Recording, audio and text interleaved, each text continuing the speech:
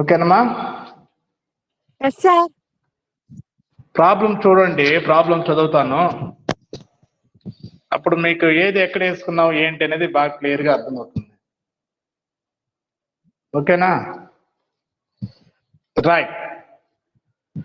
From the following information relating to Global Finance Bank Limited, prepare profit and loss account for the year ended 31/3/2016. Also show the schedules 13, 14, 15 and 16 as necessary. Information for the year ending 31/3/2016. So ఏం information ఇచ్చాడు మనకి ఇక్కడ? Rupees లో thousands లో ఇచ్చాడు rupees అనేది. So కాబట్టి మనకు interest bar discount on advances bar bills 1,58,140 ఇచ్చాడు. దీన్ని మనము ఇంట్రెస్ట్ ఎర్న్డ్ ఇంట్రెస్ట్ కింద వేసుకున్నాం, సంపాదించిన వడ్డీ కింద వేసుకున్నామా? హలో, షెడ్యూల్డ్ 13 లో వేసాం. అలాగే interest on income on investments 59,050 ఇచ్చాడు.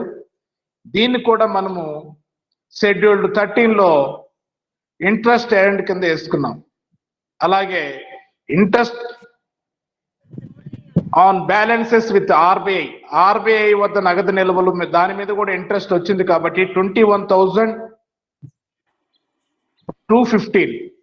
సో దీన్ని కూడా మనము షెడ్యూల్డ్ 13 ఇంట్రెస్ట్ ఎర్న్డ్ ఇంట్రెస్ట్ కింద వేసుకున్నాం. అలాగే కమిషన్, ఎక్స్చేంజ్ అండ్ బ్రోకరేజ్, ఇది అదర్ ఇన్కమ్స్ కింద వేసుకున్నాం. అలాగే profit on sale of investments, దీన్ని కూడా మనం అదర్ ఇన్కమ్స్ కింద షెడ్యూల్డ్ 14 లో, ఈ రెండు షెడ్యూల్డ్ 14 లో వేసుకున్నాం. అర్థమవుతుందమ్మా?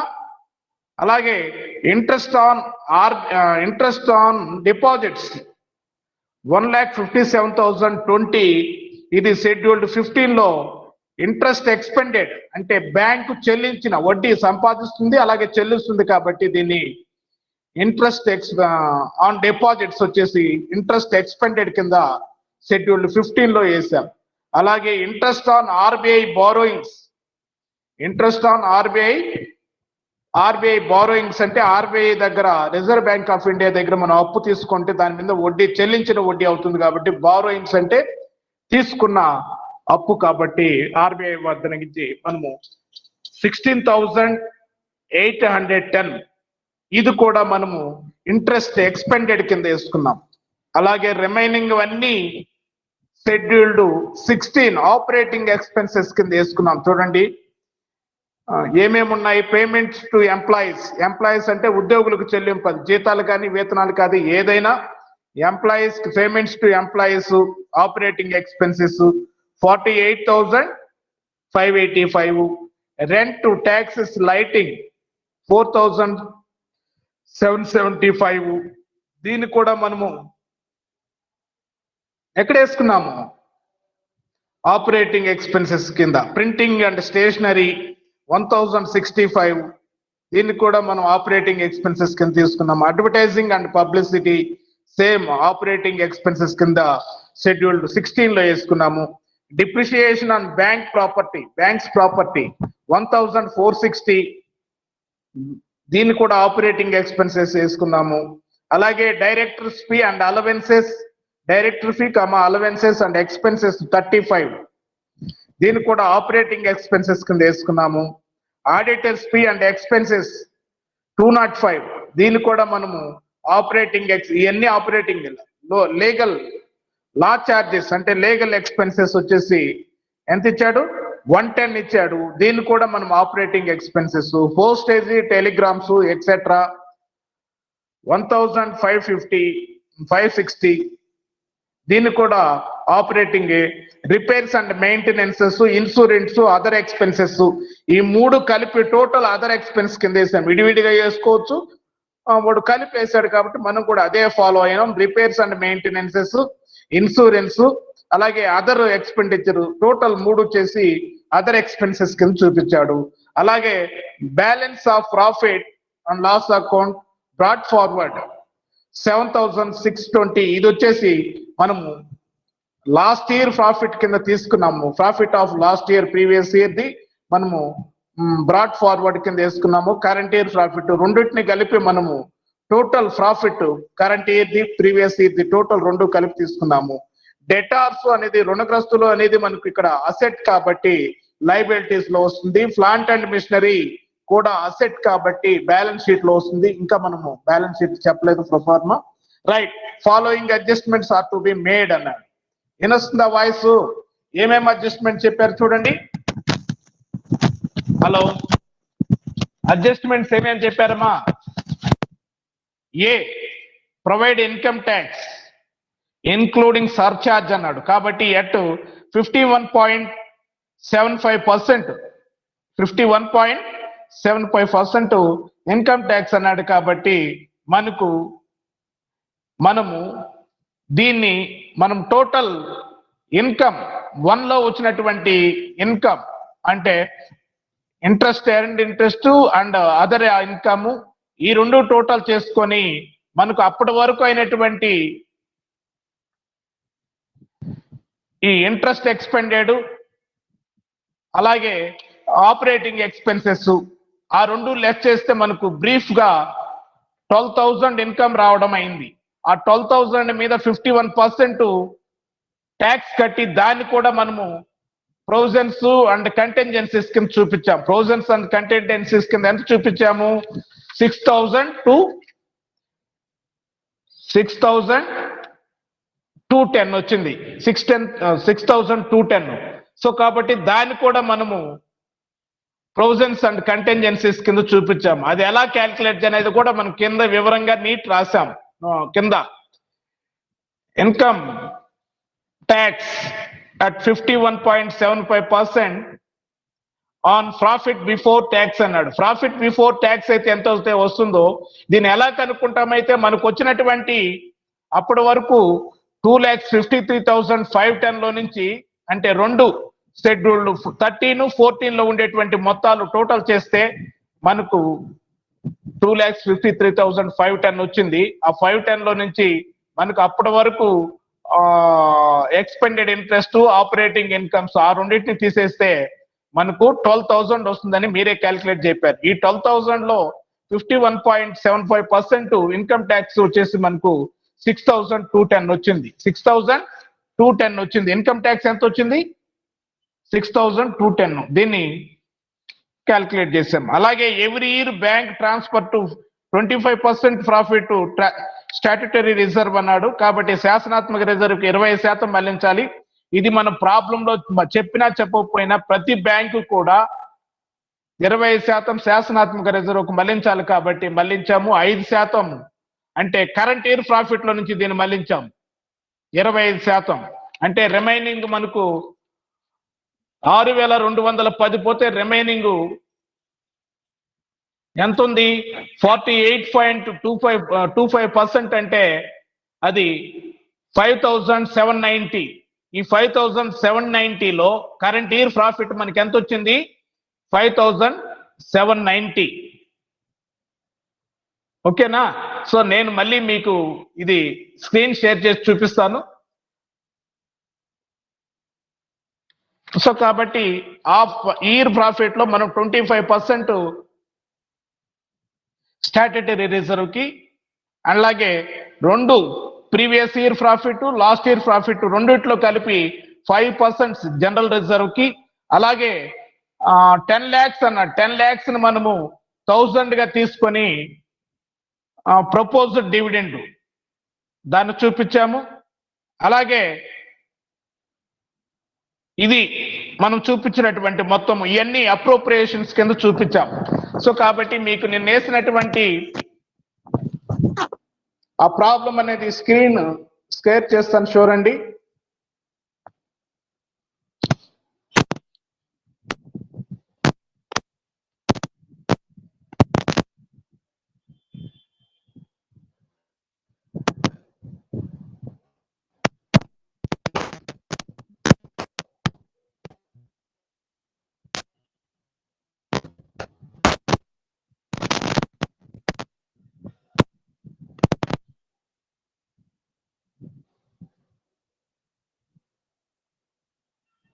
స్క్రీన్ కనబడుతుందా మీకు? లేదు కదా?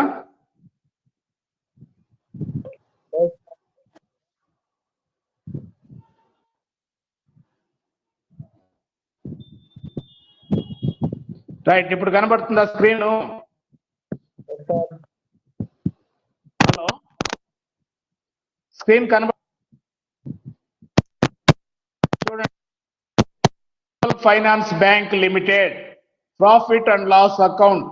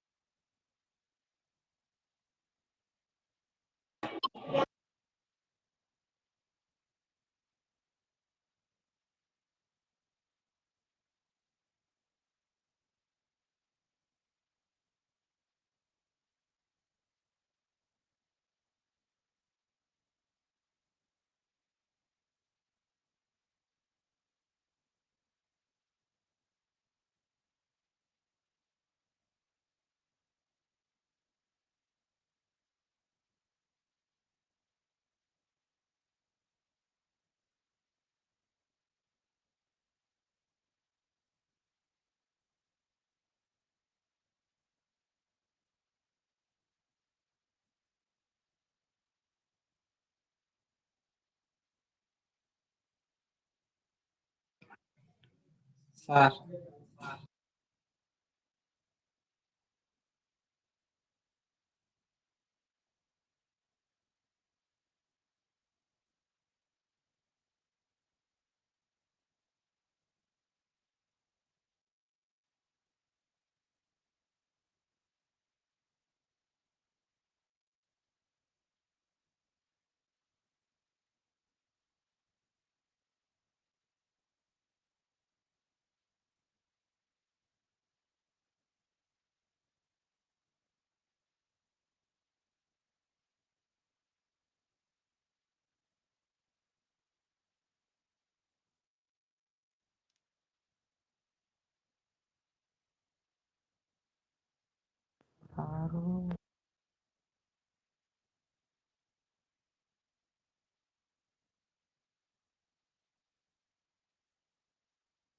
Days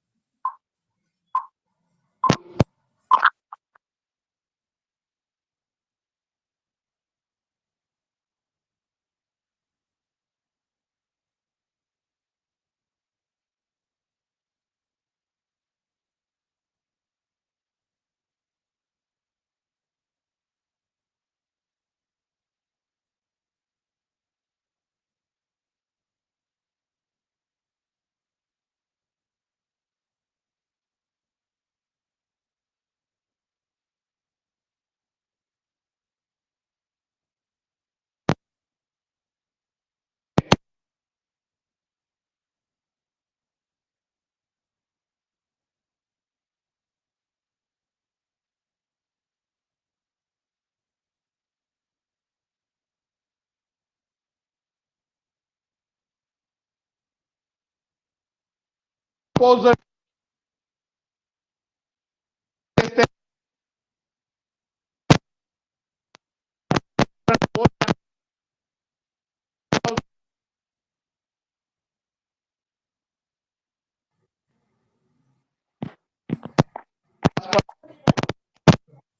carry forward to sheet. So ఇది ప్రాబ్లము. మీకు అసలు ఎక్కడ మళ్ళీ దాంట్లో ఎక్కడ అర్థం కాలేదు అనేది నేను అడిగితే నేను మీకు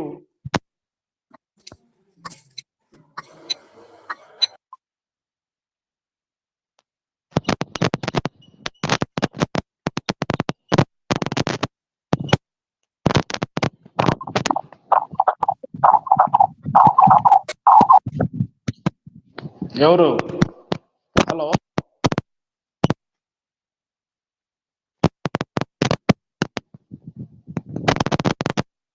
hello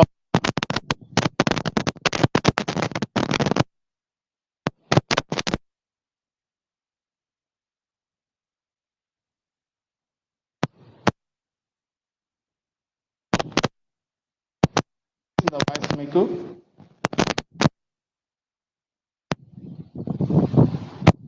hello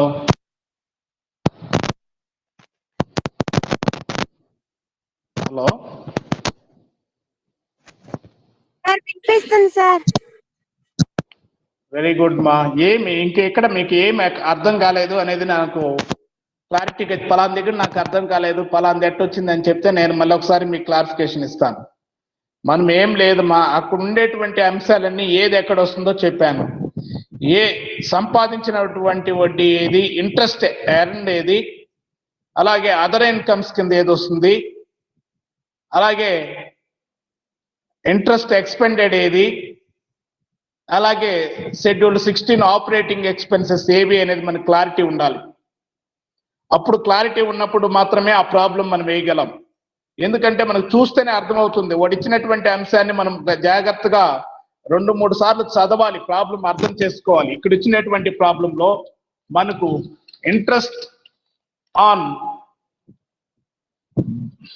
interest for discount bills and advances అన్నాడు.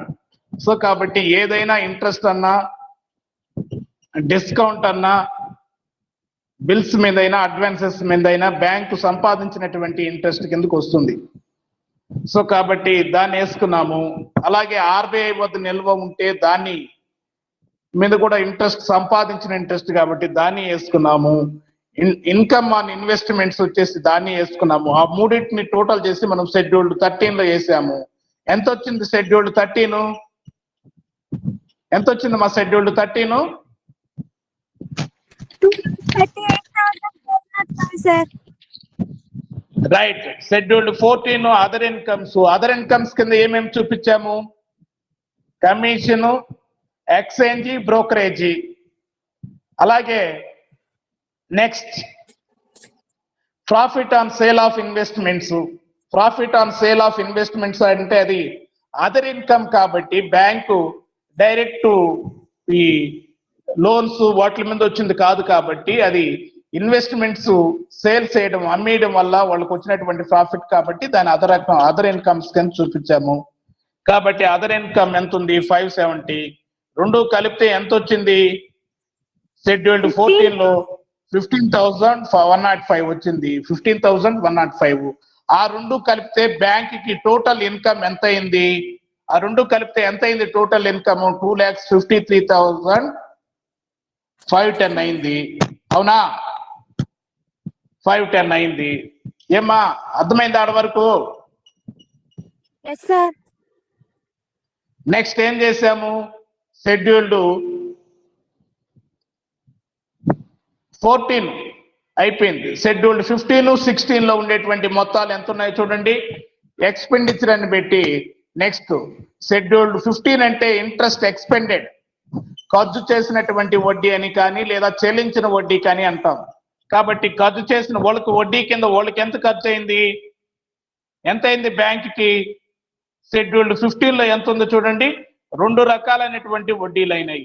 ఇంట్రెస్ట్ ఆన్ డిపాజిట్స్ వచ్చేసి 1,57,020. అలాగే ఇంట్రెస్ట్ ఆన్ ఆర్బీఐ బారోయింగ్స్ 16,810. ఆ రెండు టోటల్ చేస్తే ఇంట్రెస్ట్ ఎక్స్పెండెడ్ వచ్చేసి 1,73,830 వచ్చింది. ఎంత వచ్చింది? 830. కాబట్టి దాన్ని షెడ్యూల్డ్ 15 ఇంట్రెస్ట్ ఎక్స్పెండెడ్ కింద వేసుకున్నాం. వేసామా ఇక్కడ? 1,73,830. ఏమ్మా? నెక్స్ట్ ఇంకేముంది? Scheduled 16 operating expenses. Scheduled 16 operating expenses ఏమేమి ఉన్నాయి? ఆపరేటింగ్ ఎక్స్పెన్సెస్ బ్యాంక్ వాళ్ళకి ఆపరేటింగ్ ఎక్స్పెన్సెస్ ఏముంటాయి అవన్నీ మనము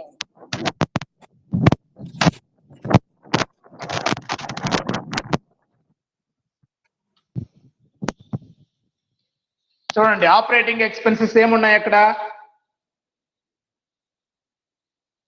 ఏమేమి వేసుకున్నాం? Operating expenses payment to employees, rent, taxes, lighting, printing and stationery, advertisement and publicity, depreciation on banks property, directors fee, auditors fee, law charges, postage, telegrams etcetera, sundry charges. So ఇవి మొత్తము మనకు scheduled 16 లో ఎంత వచ్చింది? 16,680 వచ్చింది. So కాబట్టి ఇవి రెండు టోటల్ చేసుకుని మనకు పైన వచ్చినటువంటి ఇన్కమ్ లో నుంచి వన్ ఇన్కమ్ ఎంత వచ్చింది టోటల్? వన్ ఇన్కమ్ రోమన్ అంకె 1 లో ఏముంది మా ఇన్కమ్?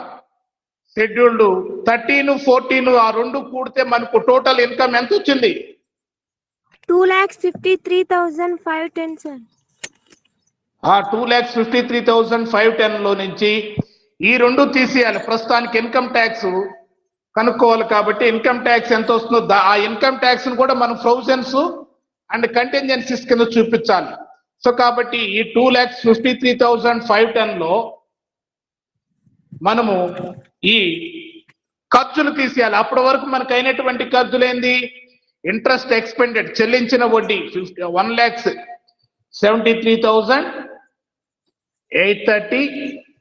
అలాగే ఆపరేటింగ్ ఎక్స్పెన్సెస్ 67,680 ఈ రెండింటిని లెస్ చేస్తే మనకి ఎంత వస్తుంది? ఇంకా ఎంత వస్తుంది? 12,000 వస్తుంది. ఎంత వస్తుందమ్మా? 12,000 మీద ఇన్కమ్ ట్యాక్స్ 12,000 మీద ఇన్కమ్ ట్యాక్స్ కి ఎంత ఇన్కమ్ ట్యాక్స్ సర్చార్జెస్ తో కూడా ఎంత ఏర్పాటు చేయమన్నాడు? ప్రొవిజన్ ఫర్ ఇన్కమ్ ట్యాక్స్ వచ్చేసి 51.75%. అంటే మనకు 51.75% అంటే ఎంత వచ్చింది? 6,210 వచ్చింది. ఎంత వచ్చింది? 6,210. ఈ 12,000 లో మనకు వచ్చినటువంటి ఇన్కమ్ లో ప్రొవిజన్ ఎంత? ఇన్కమ్ ట్యాక్స్ కి ఎంత?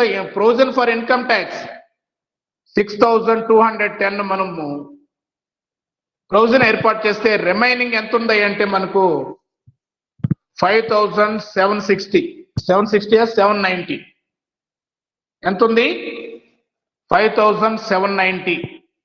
సో అప్పుడు మనకు టోటల్ ఎక్స్పెన్సెస్ ఎంత అయినాయి? టోటల్ ఎక్స్పెన్సెస్ వచ్చేసి 2,47,720 వస్తుంది. ఎంత వస్తుంది?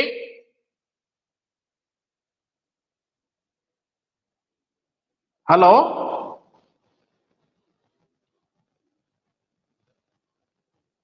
హలో, ఏమ్మా వినపడలేదా? హలో,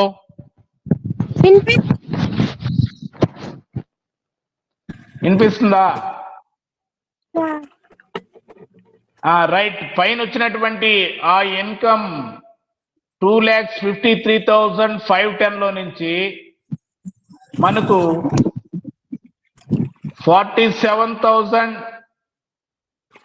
2,47,720 లెస్ చేస్తే రిమైనింగ్ ఎంత ఉంది? రిమైనింగ్ ఎంత ఉందమ్మా?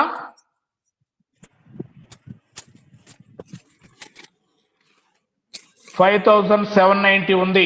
5,790 చూడండి. టోటల్ ఇన్కమ్ ఎంత ఉంది? టోటల్ ఇన్కమ్ ఎంత ఉంది? 2,53,000. నీళ్ళు పుట్టుకోలే ఏడ ఉన్నట్టుగా ఉందని మిగతా వాళ్ళు చూడండి మా ఇండం లేదా? మిగతా వాళ్ళందరూ ఎవరున్నారు? సార్ వింటున్నాను సార్. ఓకేమ్మా. శేఖర్ ఎవరు? ఇంకేం అర్థం కాలేదమ్మా నీకు ఎక్కడ? అర్థమైంది సార్. ఆయన ఎవరు? ఆయన మహమ్మద్. మీరు వేస్తున్నారా ప్రాబ్లమ్స్ అందరూ? మీరు చూపిండి. ప్రాబ్లం వేసిన వాళ్ళు ఎవరెవరు ఉన్నారు? మీరు వీడియో ఆన్ చేయండి. ఎవరెవరు ప్రాబ్లమ్స్ వేస్తున్నారు? ఎవరు ఫస్ట్ ఇక్కడ? లీలాశ్రీ ఉందమ్మా? రాధిక వేస్తున్నావా ప్రాబ్లము? నెక్స్ట్ ఇంకా నెక్స్ట్ ఎవరైనా? రాజా, రాజశేఖరా, వెంకటేష్, స్వాతి,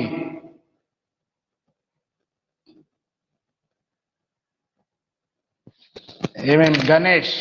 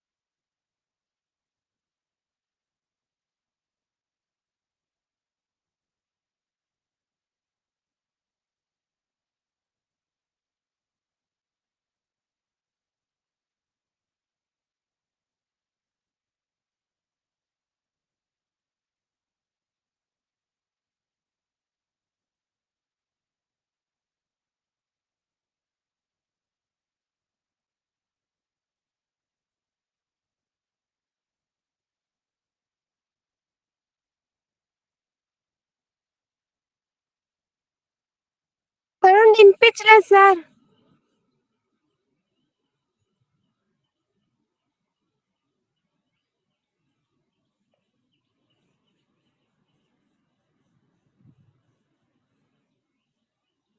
ఏమీ వినిపించలేదు సార్.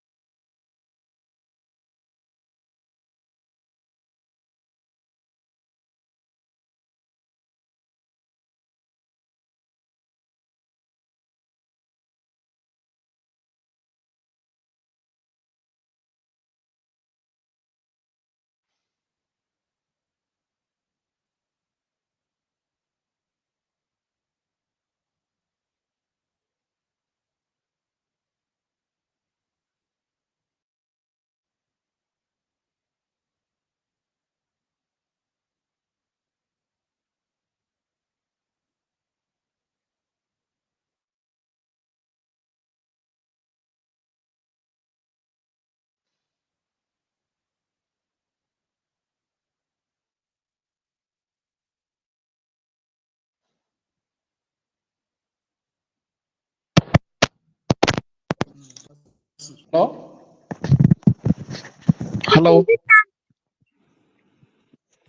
రైట్ మా ఆ ప్రాబ్లం మళ్ళీ ఈ రోజంతా ఆ ప్రాబ్లం కి మళ్ళీ టైం వేస్ట్ చేశారు. మరి మీకు ఎక్కడ అర్థం కాలేదు ఆ ప్రాబ్లం చెప్తే నేను సింపుల్ గా మీకు అర్థం కానిది ఎక్కడో నేను మళ్ళీ క్లారిఫికేషన్ చేస్తాను.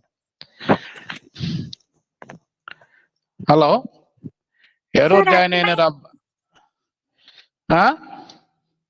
అర్థమైంది సార్. Very good.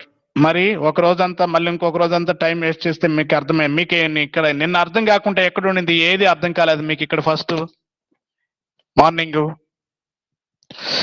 అర్థం కాకుండా ఉండడానికి ఏముంది? సింపుల్ ప్రాబ్లం ఇక్కడ 14, 13, 14 లో బ్యాంక్ ఇన్కమ్స్, ఇంట్రెస్ట్ అండ్ అలాగే అదర్ ఇన్కమ్స్ కింద ఏమేమి వస్తాయో మనం క్లియర్ గా చెప్పుకుంటూ నేను లెక్కేసాము. అలాగే అప్పుడు టోటల్ ఇన్కమ్ ఎంత అవుతుందో దాన్ని టోటల్ చేస్తే 2,53,510 వచ్చింది. సెకండ్ వన్ లో ఎక్స్పెండిచర్ ఏమేమి ఉంది? ఇంట్రెస్ట్ ఎక్స్పెండెడ్ అంటే బ్యాంకు చెల్లించిన లేదా ఖర్చు చేసిన వడ్డీ అంటాం. సో ఆపరేటింగ్ ఎక్స్పెన్సెస్, నిర్వహణ ఖర్చులు, బ్యాంకు కూడా నిర్వహణ ఖర్చులు ఉంటాయి కాబట్టి అవి షెడ్యూల్డ్ 16లో వేసుకున్నాము. అలాగే మనము ఈ అప్పటి వరకు మనకు వచ్చినటువంటి ఆదాయంలో నుంచి ఆ షెడ్యూల్డ్ 15, 16 లో ఉండేటువంటి ఖర్చులు తీసేస్తే మనకు 12,000 ఇన్కమ్ రావడం జరుగుతుంది. దాన్ని కూడా ముందుగా మనం అక్కడ చూపించాలి కాబట్టి ప్రొవిజన్స్ అండ్ కంటింజెన్సీస్ లో ఆ 12,000 మీద 51.75% క్యాల్కులేట్ చేస్తే 6,210 వచ్చింది. ఆ 6,210 మొత్తం మూడు కలిపితే టోటల్ ఎక్స్పెండిచర్ వచ్చేసి 2,47,720.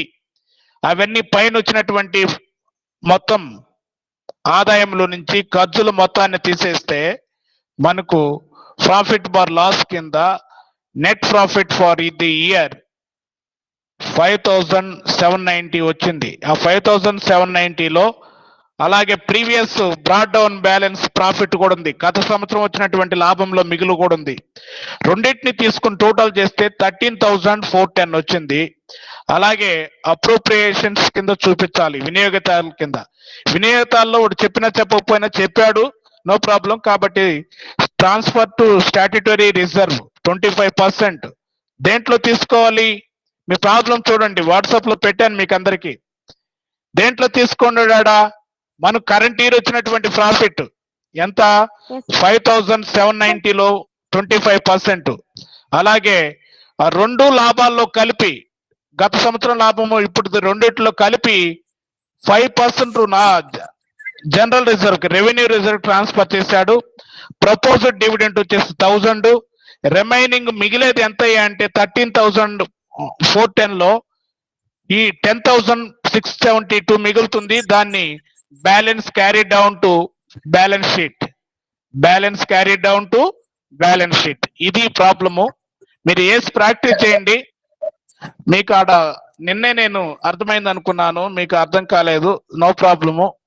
రైట్, మీరు సెకండ్ ప్రాబ్లం ఉంది, అది రాసి పెట్టుకోండి. వీలైతే ఇదే విధంగా ఉంది, అది కూడా వేయండి. నేను రేపు క్లాస్ లో చెప్తాను మళ్ళీ. ఓకేనమ్మా? Right, Yes, sir. నాకు మళ్ళీ క్లాస్ ఉంది, నెక్స్ట్ క్లాస్ ఉంది. ఓకే, బాయ్ అందరు.